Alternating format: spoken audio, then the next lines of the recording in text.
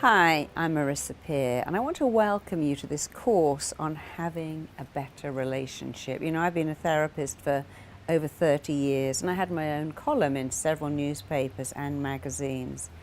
And one of the things people wrote in about the most was, I can't attract love, I can't maintain love, I have a huge problem with relationships. And a relationship is the thing that makes your life special. I know personally, coming home to someone that loves me, waking up to someone that loves me, getting off a plane and having someone to go home to that loves me makes life really, really special. And some people don't have that, and it makes me feel so sad to see people living their life without love.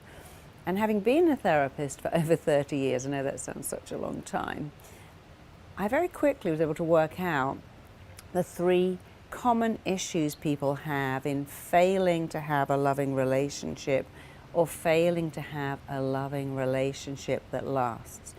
And the first problem I see, especially with women, but often with men too, is that they keep attracting the same person over and over and over again. They go for the same type. In fact, last year I was doing a talk in Ibiza with Esther Perel and Dan Hicks, two exceptional relationship experts. And I had a group of people in the audience, and many women put up their hand, and they all said the same thing. I can go into a room with 300 guys, and I always seem to go home with the same one. The one who treats me badly, puts me down, diminishes me. What am I doing? I keep attracting that same person. Well, what happens is that we like what's familiar. In fact, we're wired to like what is familiar. Many of us meet someone and go, oh, I just clicked with him, you know, we sat across the bar and I felt like I'd known him all my life. That's because he reminds you of someone you knew all your life, probably your dad, and you're not supposed to date your father. So if you keep going for the same type, it's a good idea to take a look at what are you doing? Why are you going for what's familiar? And if that type doesn't work, find another type. You see, what we do in life, and it's very interesting, is we recreate the same scenario and try to change the ending. I go out with guys that are mean to me, and I'm going to put my energy into making this guy love me and adore me. Don't waste your time trying to change the ending. Change the beginning. Find a guy that loves you from the get-go. And then life is easy. Here's the second problem people make in relationships. They want someone to make them better. I'm going to fall in love, my whole life is going to change. You know what, actually it won't. You'll still have relationship issues at work or problems with your boss. So the belief that when I find the guy, when my prince or princess turns up, it will fix my entire life. Actually, it doesn't. And often if you believe that, what you do is switch problems. Here's my problem, I'm single, I want to be madly in love, wildly in love with the person of my dreams. Oh, now I've got that person, but I've just got a new set of problems. They don't like my friends, they don't get on with my parents, they want me to spend Christmas with their parents. I want to be with mine. So if you believe that falling in love will fix your life, it won't, it will make it way better, because you have someone to share your whole life with, but it doesn't get rid of every problem you have.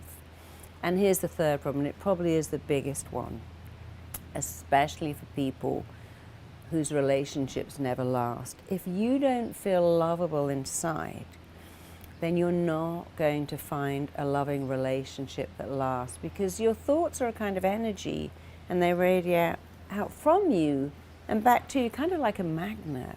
And when you go through life thinking, I'm not lovable, so I need a great guy and then I'll feel lovable. I'm not lovable, I need an amazing woman and then I'll feel lovable. When you meet them, you think, why do you love me? What's wrong with you? I'm not lovable. I've managed to con you, trick you, convince you I'm something I'm not, and our whole relationship is fake. And I used to do that. That's what I did. I felt so unlovable. And I had an amazing boyfriend, but I felt he didn't even know who I was. I was playing this part, which really wasn't me. I always thought that one day he'd wake up and be disappointed in me. And when you do that, you then start to sabotage the relationship to kind of bring about the end as early as you can. So These are the three issues I see more than anything. Attracting the same type but in a different disguise, believing that falling in love will fix your whole life and it will be happily ever after, because that's what it says in all the movies. Cinderella met Prince Charming, Sleeping Beauty woke up, and they all lived happily ever after. No, they absolutely didn't. They had rows, things went wrong, they didn't like each other's friends, but we're all deluded by fairy stories. And the last one, the biggest one, I don't feel lovable, and I want you to love me, with a belief that says I'm not lovable, so you can't really love me. You can only love this image I present, this act I put on. I see that the most with movie stars, superstars, rock stars. They put on a great act, but when they're at home all alone, they don't know what to do. And that's a problem. So people write into me over and over again with these issues, and I worked with one girl called Emma, and in fact I worked with her on a makeover show, which was fascinating to me because makeover shows change the outside. Let's make you look hot and gorgeous and sexy and amazing, and then you're going to meet the right guy. So Emma had a personal trainer, she had a complete makeover, and she had a wardrobe change. And what happened with her, which I knew would happen, is she started to feel very sexy, very desirable, and kind of beautiful. And she had to go to the same place she always went to. She went to the same bar, and back she came. She said, well, it was amazing. You know, what was so amazing is I was in the same bar, but I did feel different. And I met this guy, because of course you'd made me look beautiful. And it was really weird because he gave me his number, he called me, he took me out to dinner, he picked me up, he paid the bill. He paid me so many compliments, it was amazing. I'm never going to see him again. I'm like, why? She went, well, he was too good for me. I'm like, no, nobody can be too good for you when you know you are lovable. Let's listen to what you just said. What you actually said was, his behavior was so unfamiliar. I didn't recognize it. I felt kind of uncomfortable. And I just want to run back to those guys that never call, put me down, make me pay the bill, flirt with other women, because I recognize that. That's how my dad treated my mum. And that may seem strange to what somebody would reject love. Absolutely. Our primitive brain is wired to go for what is familiar, because you know what? In caveman times, it made us safe. And if we were safe, we would survive on the planet. So we are hardwired to go for what we know because it makes us feel safe. So Emma, bless her, had watched her mother chase love, work for love, earn love, try to make her father love her. And of course, in a relationship, when someone knows that you'll do anything to win their love, they don't have to do much at all. And so whenever she met men like her father, she played the relationship like her mother. Here's a saying I love, which I made up. We play the only part we've ever known until that part becomes our own. So Emma was playing a part. Let me chase you. Let me work for love. Let me earn your love. Let me be second, and you'll always be more important than me. That's the part I know. And I said, listen, it's time for another part. You just got to make this new guy familiar. Here's what you do. You say every day, I will make being cared about familiar. I will make being number one familiar. I'll make a guy that likes me, calls me, and is interested in me familiar. And if you do it enough, it becomes familiar. After all, when you were 2, feeding yourself wasn't familiar. You got banana in your ear and in your hair, and now it is. And so Emma ended up marrying that guy. She's still blissfully happy. And you know how I know this works? I had to do it on myself. I used to only like guys that were damaged and wild and crazy, because what was familiar for me, being a headmaster's daughter, was that my dad, my lovely dad, made everyone else more important than us. And I dated guys that made everything else more important than me, until one day I woke up and thought, you know what? I'm not going to do this anymore. And I just had to work at making a guy that put me first, made me the most important thing in his life familiar, until I married him. And actually it wasn't that difficult. And now I can't even believe I ever did anything other than that. So I really want to help you have love. Love makes the world go round. Love is a wonderful thing. You don't want to live in a world without love because it makes your life special. Having someone to wake up to. Having someone who goes, babe, I've got that. Let me do that for you. Let me help you. I'll fix that. That is catnip to me. When my husband says, babe, I'll do that. Leave it with me. You never have to speak to a builder your entire life because I've got it. That's the best feeling. Because I didn't have that for such a long time. I had to solve every problem myself. I was a single parent. I had no one to lean on. And I love having someone that loves me and is loved by me. And if you want that, here's what I want you to do right now. I want you to list the behavior that's familiar but not good. I chase after love. I think love has to be earned. I believe I've got to work for love. When I find a guy I like, I send him sexy pictures straight away. I don't want you to do that. I want you to imagine that you are the stone and the guy is the setting, and his job is to make you sparkle. Your job isn't to make him sparkle. Don't run all over town trying to get his favorite pasta sauce or his favorite aftershave, because you're saying, let me make you feel loved, rather than let's love each other. So take a pen and write out all your familiar behavior that you want to change. And when you finish that, might be a long list, might be short, I want you to look at your unfamiliar behavior. Having guys call you, make a fuss of you, put you first, is that unfamiliar to you? When I had my own agony column, many more women wrote in than men, but men would also write in and go, I seem to like cold women that put me down. I seem to have every relationship where I fix broken women and then they leave me. I seem to always be the guy that pays for everything, even though my partners earn as much as me. And they were men too, who had mothers that were cold or broken or demanding. And they too were playing the only part they'd ever known until that part became their own. It's never too late to get a better part. So as well as listing the familiar behavior you want to make unfamiliar, let's list the unfamiliar things that you would like to be familiar, knowing that love is all around you, that it's available to you, that you are absolutely worth love. This is so important. Remember, your mind is hardwired to keep returning to what's familiar and to avoiding what is unfamiliar. However, once upon a time, flossing your teeth wasn't familiar. If you put lenses in your eye, coming at your eye like that, that's not familiar. But if you wear lenses every day, you make it familiar. So this is going to change the energy of your relationship by making the good, desirable stuff familiar and the undesirable stuff unfamiliar. And here's one more thing to remember. Confidence is very, very sexy. And neediness is very unsexy. What do I look like? Do you think I'm fat? Do I look fat in this? What have I done wrong? Why aren't you talking to me? What's going on? Tell me what you're feeling. Why don't you love me? That's not sexy. Here I am. You're lucky to have someone in your life like me. I'm great, I'm interesting, I've got a lot to offer. That's sexy. Neediness isn't.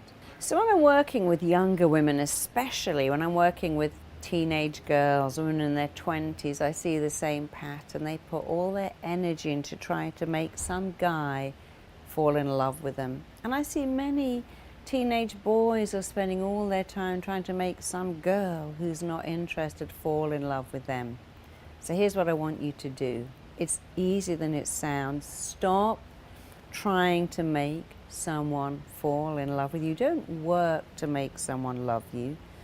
Fall in love with yourself. That is easier than it sounds. When you fall in love with you, everyone will follow your lead. Because here's the thing. We have an energy that goes out from us and back to us. And many people I know spend all their time trying to make themselves more attractive by going to the gym, getting a new haircut, buying a new outfit, doing something. Men think, I'll get a new car, I'll buy a nice suit, I'll buy this expensive Gucci aftershave. And women do the same thing. We try to make the packaging make us lovable. And the only thing you need to do, the only one thing you need to do to attract love is to know that you are lovable, to believe that you are lovable, to have that belief, I'm lovable, come out of your pores. And here's the thing, when you were born, there's no question that you knew you were lovable. If your mum shut you in a cupboard, you would have screamed for 3 days, because babies come on the planet with a belief, here I am, I'm so lovable, who is going to come and meet all my needs? Because in the womb, someone met all your needs. So you were born knowing you were lovable, not questioning that you were lovable, certain you were lovable. That's why babies can have a runny nose and a leaky diaper, and they still run up and go, hey, I'm ready for a hug now, because they never question they're lovable. Unfortunately, it's quite easy to make people feel they're not lovable by criticizing them and diminishing them. So you're going to fall in love with yourself, which is going to make it so much easier for someone else to fall in love with you. But how do you do that? Because a lot of people go, oh, just fall in love with yourself. How? Well, here's how. The first thing is, every time you clean your teeth and look in the mirror, I want you to go, hey, I love you. I know it sounds cheesy. I know it sounds stupid. Who cares? It works. So when you're cleaning your teeth, combing your hair, I want you to go, look at you. You're so lovable. I love you. You see, if you can't say it and you can't let it in, how is someone else going to say it and have you let it in? Think of this as practice. For the guy or girl of your dreams going, I love you, you're amazing. You going, thanks. Not, oh, who, me? Are you talking to me? I'm amazing. No, I've got fat legs and I don't have any money and I've got acne. Because that's what we do. If you're not used to praise, if praise is not familiar, guess what you do? You make it unfamiliar by rejecting it. So you got to start saying, you're wonderful, great eyes, lovely smile, nice hair. It doesn't matter if you've got cellulite. No one cares. They care about you being a real, warm, loving person. So look in the mirror every day and say something nice to yourself, even if you think it's fake, even if you don't believe it, even if it feels like the most unnatural thing in the world. If you do it enough, guess what? It starts to feel like the most natural thing in the world. Praise yourself. I'm a good person. Every day think of something that's good about you. You know, it isn't really about being a size 8 with 2 half grapefruits stuck up here. That's not what makes women lovable. I work with supermodels and top actresses, and many of them don't have love. And then we look at Camilla Parker Bowles, Sting's wife, Pierce Bronson's wife. They're not supermodels, and yet they've had a loving relationship with a top movie star stroke rock star for years and years and years, because they think they are lovable. And remember what I said a few minutes ago? When you know you are lovable, other people will know it too. And when you use that mirror work and praise yourself, guess what you do? You raise your energy up from, I'm not really lovable, I've got so many flaws. If you knew me, you'd be disappointed. You change it to, yeah, I'm lovable just the way I am. I'm not a supermodel. I don't have a perfect body. I don't have loads of money. I don't drive a status car, but you know what? I am lovable. And once you have the energy of being lovable, other people will pick it up. You know, so many people tell me this story. I hear it over and over again. I was in a love desert. I didn't have a date for a year. No one called me. And then I met this guy or this girl, started dating, and how weird is that? A guy at the bus stop asked me out. A girl in the supermarket came on to me. That's because when you're in a relationship that's good, you give off the energy, someone loves me and I love them. I have someone that adores me and I adore them. And you know what that does? Makes you way more attractive to other people. But don't wait for someone to love you. Fall in love with yourself. I promise you it's easier than it seems. Just go to a park and look at 2-year-old children, go to a swimming pool and look at toddlers and how they love themselves and shout, "Mummy, Mummy, look at me. Daddy, Daddy, watch me." Because they are already in love with themselves, and that's how you came onto the planet. I promise you, fall in love with yourself, and in no time at all, the person that is right for you and good for you. You don't have to chase for love. You don't have to earn their love or work for their love. Will fall in love with you too. So I hope you've enjoyed this. You can send me your engagement pictures. You can invite me to your wedding. I know it's going to happen. See you soon.